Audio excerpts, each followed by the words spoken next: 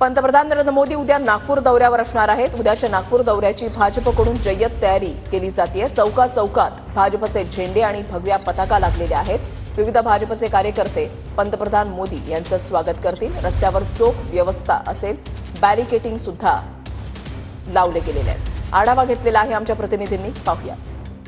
पंतप्रधान नरेंद्र मोदी यांचा उद्या नागपूर दौरा आहे। या दौऱ्याच्या पार्श्वभूमीवर आपण बघू शकतो नागपुरातील विविध चौक जे आहे ते भगवेमय झालेले आहे। मी सध्या आहे नागपुरातील मेडिकल चौकात आणि हाच उद्याचा पीएम रूट आहे। याच मार्गाने पंतप्रधान नरेंद्र मोदी उद्या रेशीमबाग येथे संघाच्या कार्यालयात जाणार आहे। त्यामुळे आपण बघू शकतो हा चौक भगवामय झालेला आहे। प्रत्येक रस्त्यावर बॅरिकेडिंग लावण्यात आलेले आहे आणि आजपासूनच म्हणजे 24 तासाच्या पूर्वीपासून सुरक्षा व्यवस्था जी आहे ती या ठिकाणी तैनात करण्यात आलेली आहे। आपण बघू शकतो हा संपूर्ण चौक जो आहे तो भगव्या पताका लावण्यात आलेले आहे। या चौकामध्ये भारतीय जनता पक्षाचे झेंडे या ठिकाणी लावण्यात आलेले आहे। नो फ्लाय झोन असणार आहे, ड्रोन उडवता येणार नाही, त्यामुळे सुरक्षेची सगळी खबरदारी घेतलेली आहे।